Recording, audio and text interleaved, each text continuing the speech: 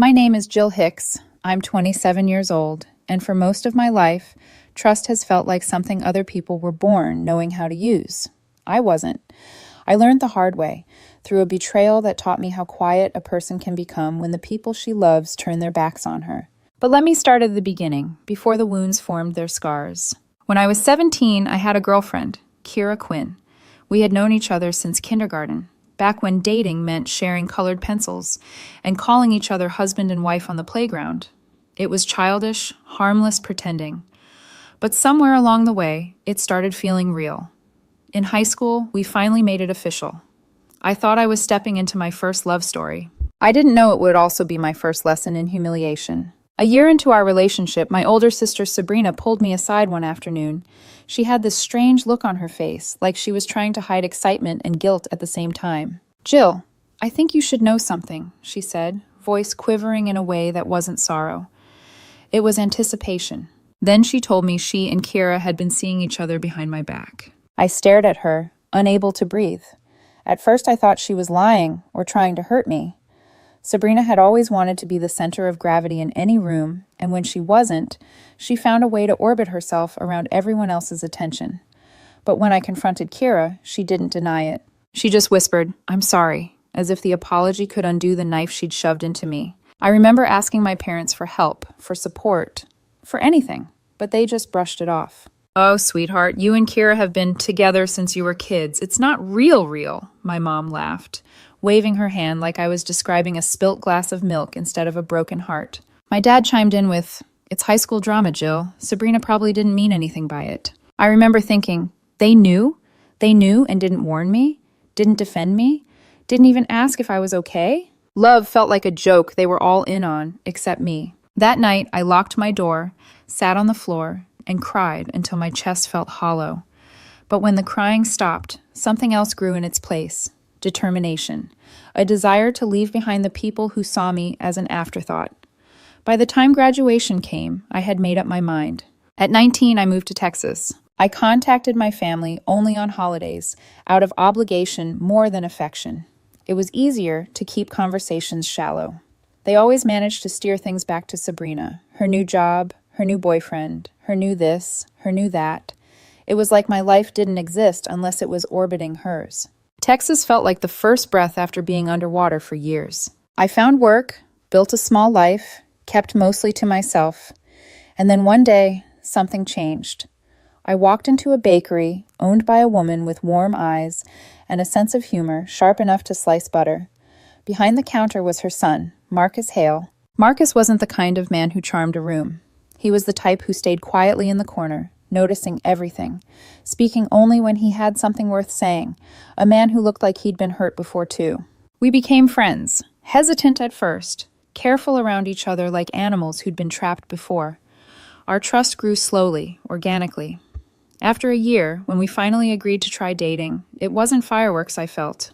It was safety, stability, a love that didn't require me to shrink or doubt or fight to be chosen. His family welcomed me instantly. The day Marcus and I got married, his mother cried harder than I did. My parents didn't show up. Neither did Sabrina. I had invited them, even called the day before, but the excuse was simple. Sabrina said she didn't feel well, so we'll stay with her. Marcus squeezed my hand at the ceremony and whispered, "You have us. That's enough."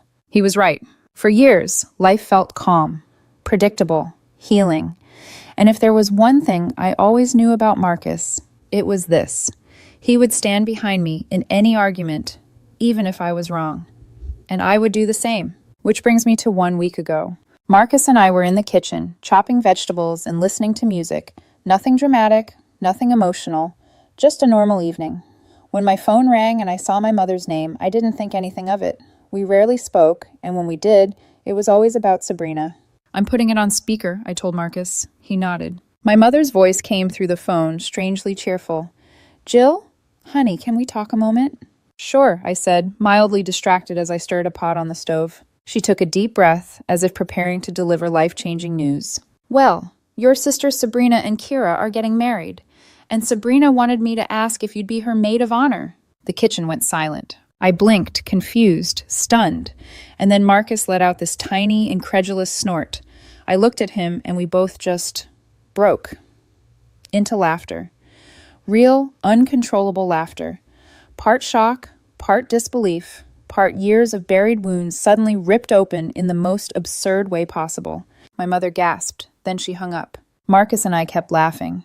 Because what else do you do when your ex-girlfriend and your sister decide to get married, and your mother thinks you should be the one holding the bouquet for them? We finished cooking. We ate dinner. We watched a movie. For the first time in years, I didn't think about my family after the call. I let it roll off my shoulders like rain. But the next morning, when I checked my phone, I had a different reaction entirely. 37 messages, all from my father and Sabrina. How dare you laugh at your mother? She was crying for hours. You're selfish. You should have told your husband to behave. Apologize now. And the strangest message of all, your sister is hurt that you didn't say congratulations. I stared at my screen, heart pounding.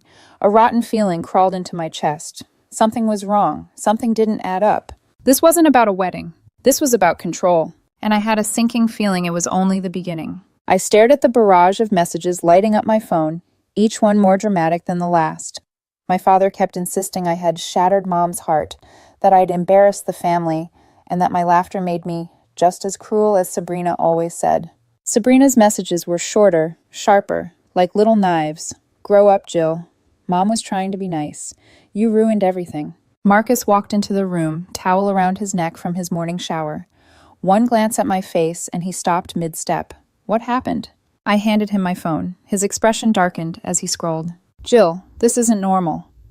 It's just how they are, I whispered, but the words tasted bitter. He sat beside me and pressed his palm over mine. You don't have to let them talk to you like this. I wanted to believe him. I really did. But the part of me, conditioned to accept their behavior, the part they had groomed for years, kept whispering, maybe you did overreact. Maybe laughter was too much. Still, something about the messages nagged at me. Something felt off. My sister wasn't the type to need a messenger. Sabrina loved attention too much to ever let someone else deliver her news. If she truly wanted me involved, she would have called herself, dramatically, with full theatrics. I swallowed hard. I think I need answers. Marcus nodded. Then call her. I'm right here. I dialed Sabrina with trembling fingers. She picked up on the second ring, already irritated. What? Sabrina, I said slowly, Mom told me you and Kira are getting married. Silence. Not shocked silence, annoyed silence. Yeah, she finally muttered. And she said you wanted me to be your maid of honor. Sabrina let out an exaggerated snort. What? Jill, why would I ever ask you to do that? My stomach dropped. So Mom lied. I never asked her to tell you anything, Sabrina continued. Actually, I told her not to involve you because, history. History. As if Kira cheating on me with her wasn't a wound I carried for years. As if it was something small, something funny. But she called, I whispered. She said you wanted me there. Well, she's wrong, Sabrina snapped. I didn't even plan on inviting you. The room spun. Marcus watched my face, jaw tightening. Sabrina, why would Mom... Because she wants us all to get along, Sabrina interrupted, her tone mocking. She's been trying to force this perfect family fantasy since forever. I told her it was stupid, but whatever. Don't come. Problem solved. She hung up before I could respond. I stared at my phone, heart pounding. My mother hadn't just exaggerated. She hadn't misunderstood. She invented an entire story. Fake invitation. Fake maid of honor request. Fake reconciliation attempt. Marcus exhaled sharply.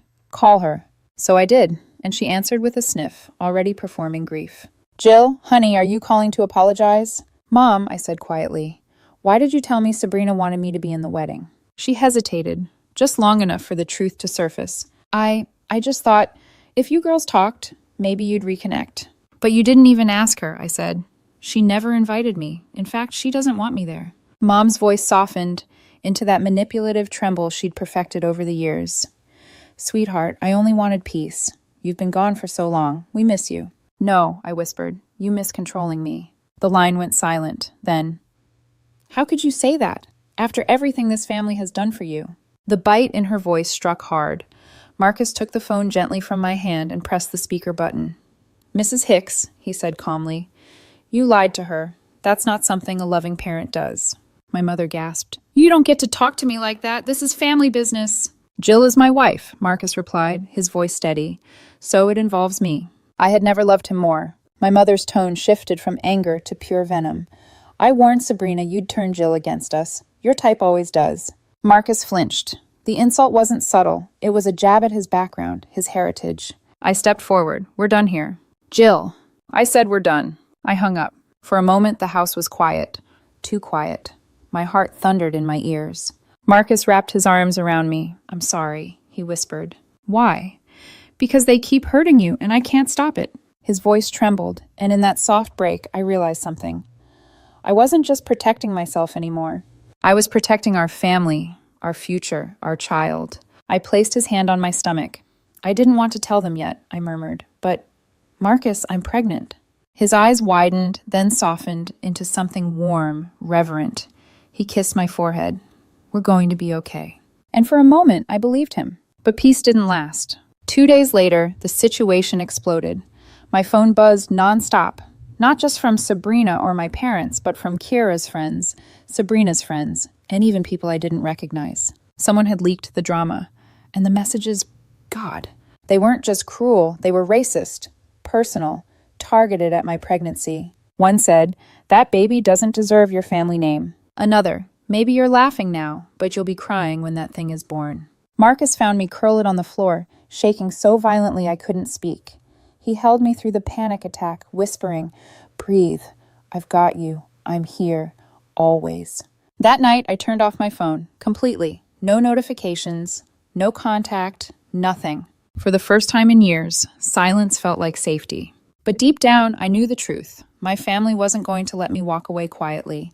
And the worst of it was still coming. For the first 48 hours, turning off my phone felt like stepping out of a storm I'd been trapped in for years.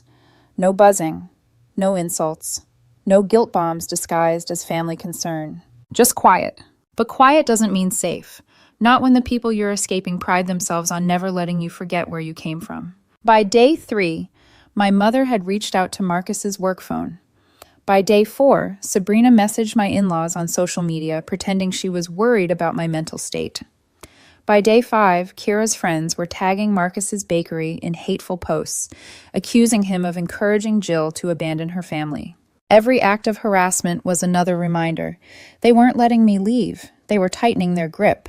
And then, just when the pressure became unbearable, everything snapped. The online spread. A friend of ours finally warned Marcus that a Reddit thread was circulating. Someone had taken pieces of the family drama and twisted it for views. Comments poured in from strangers, some sympathetic, others cruel. But the worst part wasn't the online strangers. It was the messages leaking into my silence.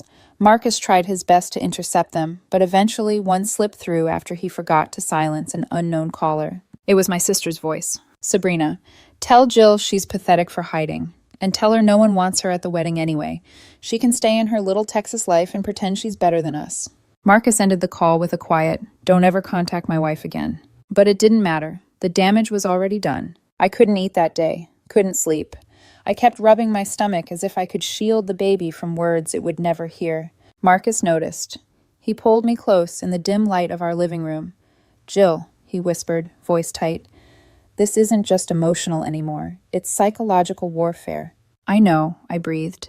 They always do this. They make me feel crazy for wanting boundaries. He cupped my face gently. Look at me. I did. And I saw the truth in his eyes before he said it. They're not your family. Not anymore. Something broke in me at those words. Not painfully, but like a chain finally snapping. The panic attack. The panic attack hit that night. One moment I was brushing my teeth. The next I was curled on the bathroom floor, gasping like the air had turned to smoke. My heart hammered so violently I thought I might black out. Marcus found me, dropped to his knees, and pulled me into his arms. Jill, breathe. Baby, breathe. Slow it down. I'm right here. His voice was the only solid thing in the room. But when I finally calmed enough to speak, the fear spilled out. What if they don't stop? What if they come here? What if they find us? What if... He pressed his forehead to mine. Then we protect what's ours. Jill, you're not alone. You're never alone again. I cried into his chest until exhaustion took over. The last straw. 3 days later, something happened that changed everything. My mother sent a message, not to me, but to Marcus's mother. Tell your son to control his wife. She's destroying our family. If she thinks she can keep that baby away from its real grandparents, she's mistaken. Real grandparents. As if love was defined by DNA. As if they had ever shown interest in me, beyond how useful I was to their image. Marcus's mother, bless her, called us immediately, trembling with anger. She will never speak about my grandchild again, she said. This ends now. Marcus hung up and said the words I had been avoiding for years. Jill, you deserve peace, not permission. Cut them off. I stared at him, finally realizing something profound. Every time I had given my family another chance, they used it to claw deeper into my life. Every time I tried to forgive, they turned forgiveness into another weapon. And now there was more than just me at stake. There was a heartbeat inside me, a future, a child who deserved better than the legacy of manipulation and cruelty I'd been raised in. So I made a decision, one I should have made years ago. I'm done, I whispered. I'm done forever. Marcus pulled me into a fierce embrace, relief washing over him like a wave. We'll build something better, he murmured. You and me, and our baby. 21 days later, 3 weeks passed. The quiet I once feared now felt like freedom. We blocked every number, deleted every email, locked every social account, moved to a new phone plan, even notified our workplaces to block contact attempts. And slowly, painfully, beautifully, my life became mine again. One morning, Marcus came into the kitchen holding the latest ultrasound photo. His eyes were wet. It's healthy, he whispered, strong heartbeat. And Jill, the doctor said everything looks perfect. I covered my mouth, tears spilling instantly. Perfect. A word I had never associated with family before. Marcus grinned. Also, you should know, I read that Reddit thread. People loved you, but one thing upset me. I raised an eyebrow. You said you giggled when your mom made that ridiculous call. I blinked.